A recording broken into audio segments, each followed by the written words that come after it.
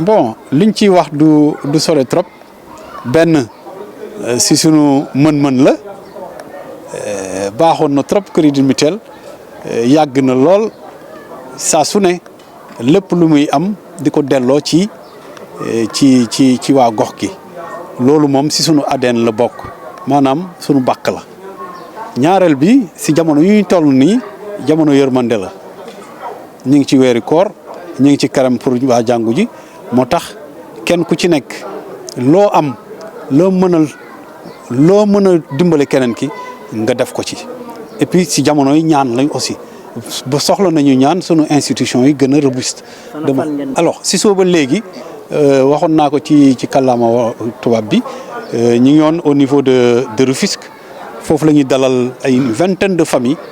ok bu ñu paree noonu ñu dem église Sainte Agnès bu Rufisque joxe fa li ñu fay joxe dem Tivaouane côté Tivaouane Peulh joxe fa li ñu fay joxe ñëw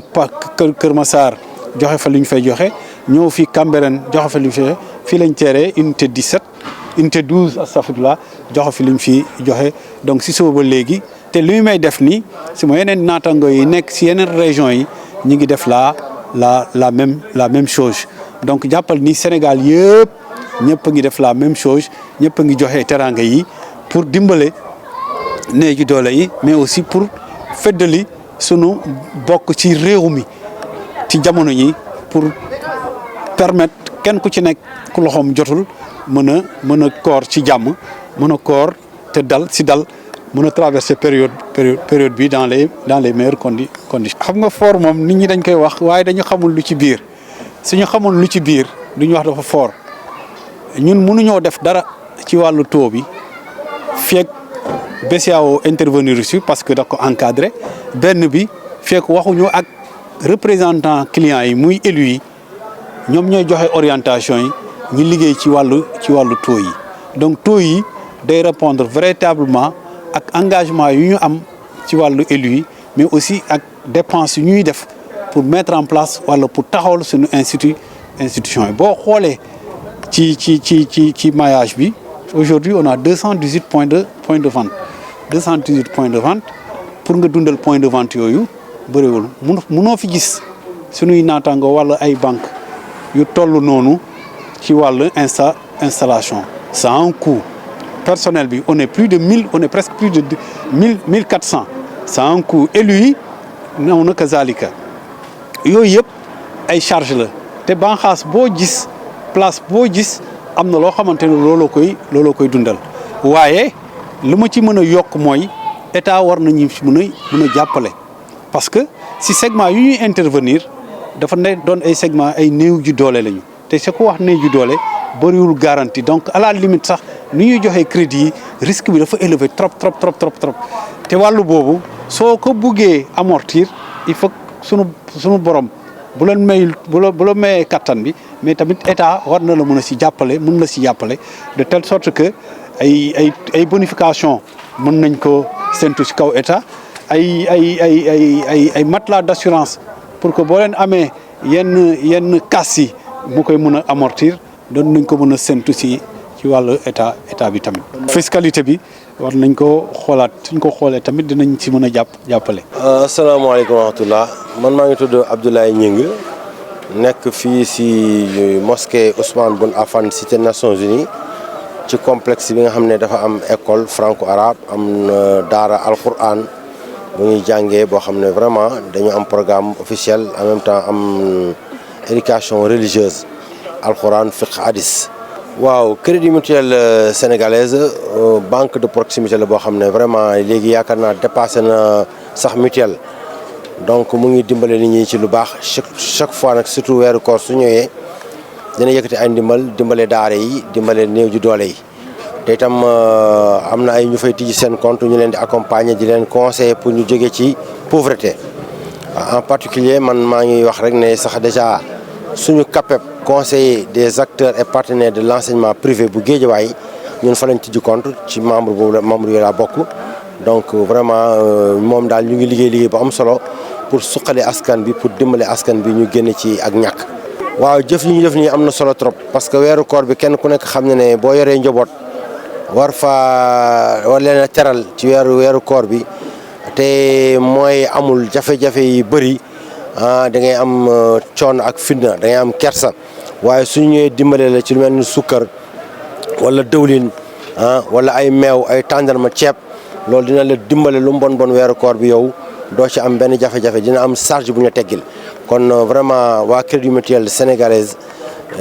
du Sénégal ñoo ngi leen di jaajëfal di leen ñaanal yàlla seen activité yi ngeen def am na solo trop parce que réew boo fa nekk institution war nga toujours ut benn budget boo xam ne da ngay dimbale ñi ñëw doole waaye da ngay dimbale sax ci njàng mi nga dugal fa sa loxo pour dimbale ñi nga xam ne amuñu doole ñu mën a continuer njàng ni seen morom yi te duñu am jafe-jafe.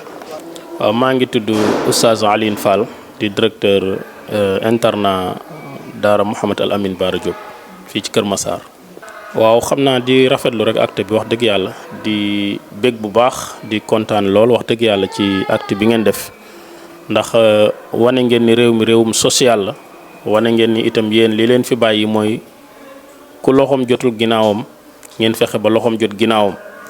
ak ku ci nekk fa yéenam yegg te man-manam yeggu fa ngeen dimbali ko accompagner ko ba fa yéenam yegg man-manam yegg fa donc loolu moom mooy li ngeen wane. donc di leen wax ni li ngeen andi ci daara ji ñu ngi leen ci sant bu baax ndax daara la boo xam ni daara ku xam daara xam ni soxla na ndimbal yu mel nii ndax orphelin yi ñi ngi ci daara ji ñi nga xam ne si itam dañu bëgg seen doom jàng te ñu néew doole seen i njaboot ñi ngi ci daara ji ak ñeneen donc kon daara moom toujours fu mu toll dafay soxla ndimbal gis nañu ndimbal bi macha allah bare na lool rëy na ci ñun macha allah ñi ngi leen di ñaanal ak yokkute. di ñaan itam yal na yàlla yokk seen sutura bu baax gis nañu itam délégation bu am solo bi ngeen def loolu dafay wane ni jox ngeen mbir mi importance kon internat Mouhamed Al Amine Bara Diop ñu ngi leen di sant di leen gërëm te di leen ñaanal ak yokkute ndax yonent bi saa sallam moo wax ni allahu fi awni al abd ma daama al abdu fi awni aqi nit fii ak mi ngi continuer di dimbali jaamu yàlla yi suñu borom day sax di ko dimbali kon nag dimbal loolu yal na ko yàlla def ci Crédit Mutuel ak mbooleem bànqaas yi mu bokkal liggéey bi yal na yàlla def fa yokkute bu wér yéen it yal na yàlla dëgëral leen fa lool ngeen yàgg fa te yàlla defal leen fa lu gën a kawe seen jort ñu ngi sant ñëpp di jaajëfal ñëpp. salaamaaleykum wa rahmatulah ñu ngi nuyu di leen ziare baax a baax Alxaaji Sarr fii ci Parcelles Assainies unité 12 ci daara institut islamique Tawfiqul Hadi doon am ñi mbégtema ci dalal délégation bi nga xam ne ñoo bàyyi ko fii ci Crédit Mutuel du Sénégal waaye ñëw ci social bi nga xam ne yàgg nañ ko di def ñu indi woon fii ay ndimbal yoo xam ne dafa bàyyi ko ci ñoom jëm ci daara ji ñu am mbégte ak contentement bu baax a baax di leen ci sargal waaye di leen ci encouragé di leen ñaanal di ñaan suñu borom boole ñu dimbali waaye itam gën a jàppale société bi nga xam ne mooy Crédit Mutuel ndax gis nañ ay taxawaayam fii ci réew mi waaye itam gis nañ taxawaayam ci diggante ñun waa daara ak moom ci njàppal waaye itam ci gën ñoo jege kon ñi ngi am mbégte bu baax a baax di leen ñaanal di ñaan suñu borom gën leen a sàmm gën leen a aar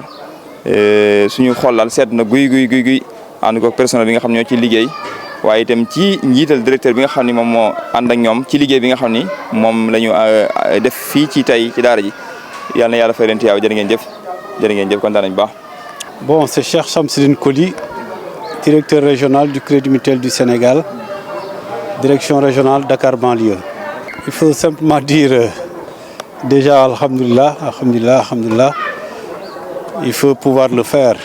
On a eu une journée quand même très chargée. Depuis 8 heures, tous les agents de la direction régionale de Dakar banlieue se sont mobilisés. D'abord pour recevoir les récipiendaires qui étaient des particuliers. On a reçu une vingtaine de familles à qui, au niveau de la direction régionale, nous avions remis individuellement des kits de sucre au corps pour les accompagner en cette période de Ramadan et de Carême. Et ça s'est déroulé, disons, de 8 heures jusqu'à 12h30. Entre 12h30 et 13h, on a fait un mouvement vers l'église Sainte-Agnès de Rufisque. Et ça, c'était le deuxième chapitre de l'activité qui prend en charge les institutions. Soit c'est une église ou c'est un lieu de culte musulman. À Sainte-Agnès, nous avons été reçus par le curé, l'abbé Stanislas Diouf, À ce niveau, nous avions aussi remis des dons et sollicité des prières pour notre institution et pour le Sénégal dans son ensemble, compte tenu du fait qu'on allait vers des élections présidentielles pour qu'on puisse traverser cette période dans les meilleures conditions. Et puis, nous avions visité 4 autres Dara. Le premier Dara que nous avons visité se situe au niveau de la cité SCI Darussalam, vers Tivaouane Peulh. Ensuite, nous avions fait une autre visite au niveau de Keur Massar, mais à la cité Mtoa. On a visité une école coranique, une Dara, moderne, où on a aussi remis les mêmes dons. Puis on est venu à la mosquée dans la zone de Cambérène, la cité des Nations Unies, la grande mosquée des Nations Unies. À ce niveau aussi, on a remis les mêmes dons. Et on a terminé notre remise de dons au niveau des Parcelles Assainies à l'unité 12, présentement le lieu où on est en train de faire la conclusion. Donc de 7h du matin jusqu'à 19h, notre activité s'est résumée à véritablement faire du social. Alors, c'est dans la ligne droite directrice de notre activité. On est dans l'humanitaire aussi, parce que nous avons mis en place une fondation. Pourquoi la fondation? La fondation parce que dans notre philosophie, c'est que ce que nous gagnons, nous le ramenons aussi véritablement aux communautés. Tous les intérêts que nous glanons sur notre activité, une partie est reversée d'un point de vue, comme le dit, sociétal, dans les communautés qui sont certainement les personnes qui en ont besoin. Il s'y ajoute que nous sommes de fervents croyants. Et nous sommes en des périodes où il faut nécessairement qu'on s'entraide mutuellement pour qu'on puisse véritablement traverser cette période de Ramadan. Mais aussi, ce n'est pas les seules activités que nous faisons au niveau de la fondation. Nous intervenons dans le milieu humanitaire, social, nous intervenons dans l'éducation, nous intervenons dans la santé, nous intervenons aussi dans les périodes où il y a des grands sinistres, comme les périodes d'inondation. Alors, pour vous dire vrai, au moment où je suis en train de dire ces mots,